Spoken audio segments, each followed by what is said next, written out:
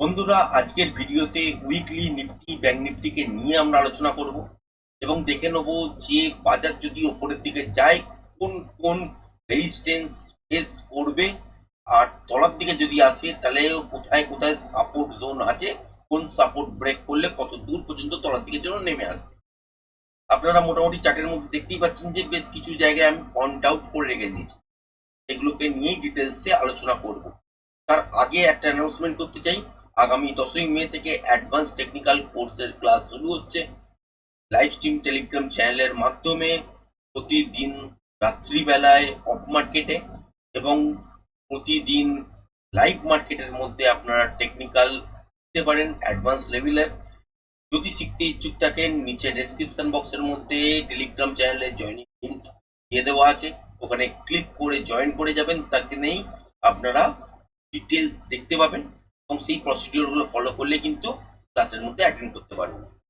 আর আপনারা যারা আরো ডিটেলস চাইছেন, আপনাদের উপরে দেখুন সবুজ একটা স্ক্রলিং বার হচ্ছে, ওর মধ্যে কিন্তু কিছুটা ডিটেলস দেওয়া আছে, বাদ বাকিটা টেলিগ্রাম চ্যানেলে জয়েন করলে আপনারা দেখতে পাবেন।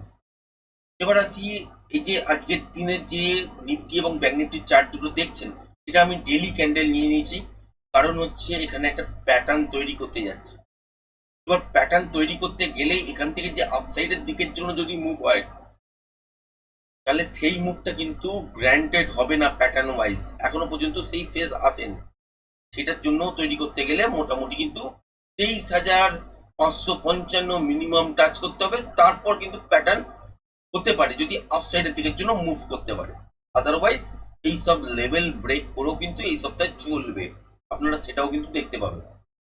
এবার যদি ডেলি ক্যান্ডেল হিসাবে দেখেন, তাহলে আগের যে সুইং লো ছিল সেটা হচ্ছে ঠিক এইখানটাতে, ঠিক এই জায়গাটা, এবং এই সুইং লোটা কিন্তু প্রিভিয়াস দিন মানে গতকাল এটা কিন্তু ব্রেক করেছে।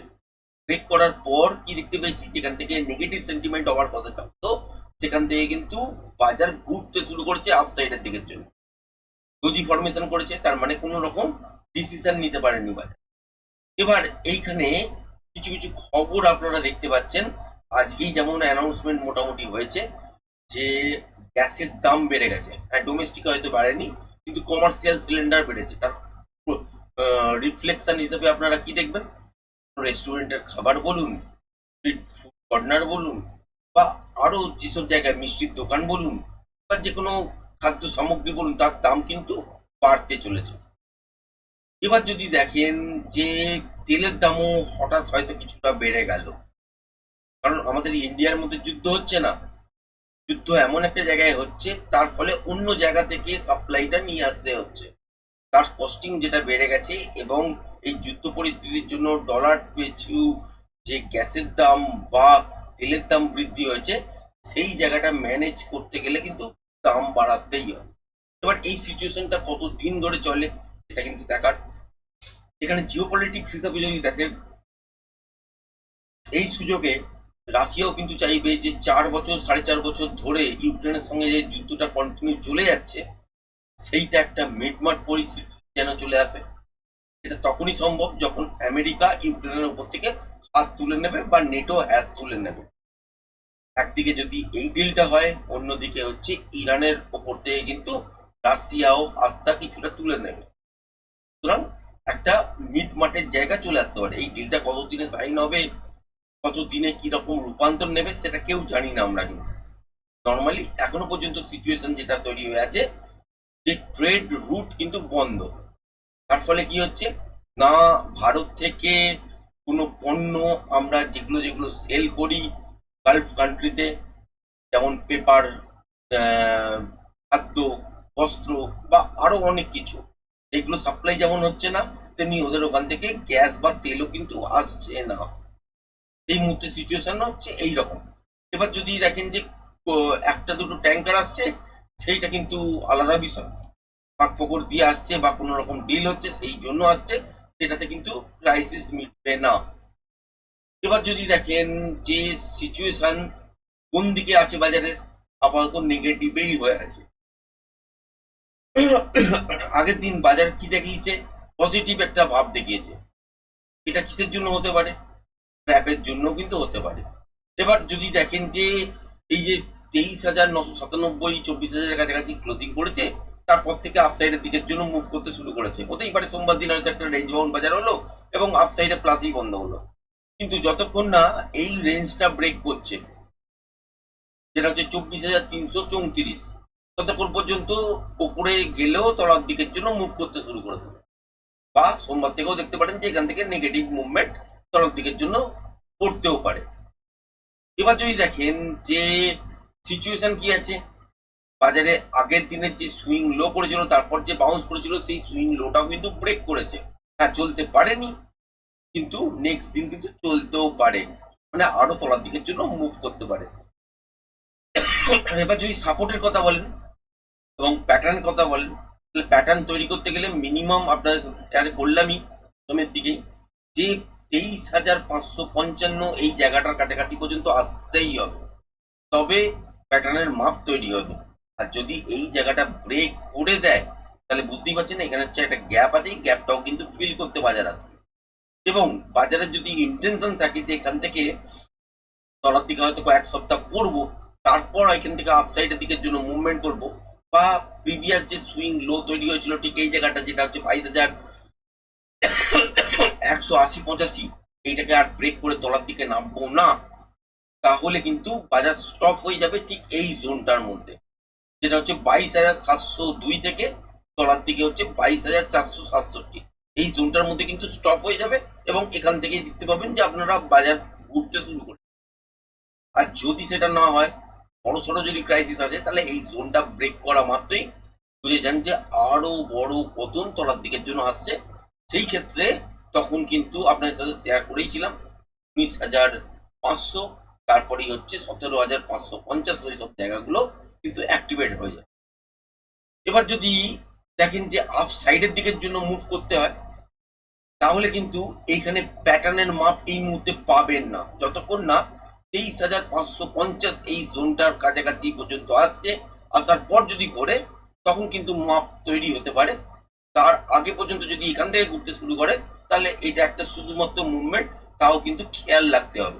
সেখানে কিন্তু ভালো মুভমেন্ট পাবেন না, কারণ ট্রেন্ডলেস বা প্যাটার্নলেস বাজার কিন্তু চলতে থাকে। তাহলে আমাদের কাছে এই মুহূর্তে কিন্তু যেরকম ডাটা টাইপের আমরা দেখতে পাচ্ছি এবং মার্কেটের সেন্টিমেন্ট দেখতে পাচ্ছি, তো আগামী সপ্তাহে মাইনাসে চলার চান্স কিন্তু বেশি। এবং সেক্ষেত্রে ফার্স্ট অ্যাটেম্প যদি দেখা যায় যে প্রথম একদিন দুদিনের মধ্যে 23,550-এর কাছাকাছি চলে এসছে এবং এই লেভেলটাকে ব্রেক করে সাস্টেন করছে, তাহলে কিন্তু এই সপ্তাহটায় আমরা কিন্তু নেগেটিভ ইম্প্যাক্ট করতে দেখব এবং তলার দিকে কিন্তু খুব সুন্দর মুভমেন্টামও কিন্তু দেখতে পাবো। এবার ব্যাংক নিফটির কথায় যদি আসেন, ব্যাংক নিফটিতে দেখতে পাচ্ছি কি সিচুয়েশন সেম। যদি বাজারকে আর ফার্দার এই যে সুইং লো দেখতে পাচ্ছেন, যেটা হচ্ছে 49,963, এই লেভেলটা ব্রেক করে যদি বাজারকে আর না তলার দিকে চলতে হয়, তাহলে এই জোনটার মধ্যেই কিন্তু বাজার এসে দাঁড়িয়ে যেতে পারে। কিরকম না, ঠিক এই জোনটা হচ্ছে 51,542 থেকে 50,821, এই জোনটার মধ্যে এসে এখান থেকেই দেখতে পাবেন যে এবার এখান থেকে উপরের দিকের জন্য মুভ করতে শুরু করেছে। আদারওয়াইজ কি হবে, যে বাজার এই লেভেলটাকে এই জোনটাকে যদি ব্রেক করে, তাহলে কিন্তু বড় সড়ো পতন কিন্তু সামনের দিনে আপনারা দেখতে পাবেন এবং খুব বড় সড়ো ডিজাস্টারই কিন্তু দেখতে পাবেন এবং মার্কেট ক্র্যাশ হিসাবে সেটা কিন্তু গণ্য হবে। এবার যদি দেখেন যে এই মুহূর্তে এই সপ্তাহের সিচুয়েশন কি, প্রিভিয়াস সুইং লো যদি দেখেন এইখানটাতে ছিল, আগের দিনের বাজার যদি দেখেন তাহলে কাছাকাছি এসেছিল কিন্তু ব্রেক করেনি, নিফটিতে কিন্তু ব্রেক করেছিল, এখানে কিন্তু ব্রেক করেনি। এখান থেকে কি করেছে, একটা দোজি ফরমেশন তৈরি করেছে, বুঝতে পারছেন, এখানে হচ্ছে গ্রিনে করেছে দোজি ফরমেশন, এখানে কিন্তু রেডে করেছে, মানে সামান্য 19-20 যেখানে ওপেন হয়েছিল সেখান থেকে তলায় ক্লোজ হয়েছে, আর যেখানে ওপেন হয়েছিল সেখান থেকে সামান্য কিছু হচ্ছে আপসাইডের দিকের জন্য বন্ধ হয়েছে, মানে উপরের দিকে বন্ধ হয়েছে, সেই জন্য এই সিচুয়েশনটা দেখাচ্ছে। এবার যদি দেখেন যে এখান থেকে আপসাইডের দিকের জন্য মুভ করছে, তাহলে সেক্ষেত্রে কিন্তু ইন্ট্রাডে ফেস প্রাইস অ্যাকশন অনুযায়ী ট্রেড করতে হবে। ততক্ষণ না দেখবেন যে 57,456 এই রেঞ্জটার ওপর কন্টিনিউ সাস্টেন করছে, ততক্ষণ পর্যন্ত প্যাটার্ন ওয়াইজ কিন্তু এখান থেকে আপসাইডের দিকের জন্য মুভমেন্ট হবে না।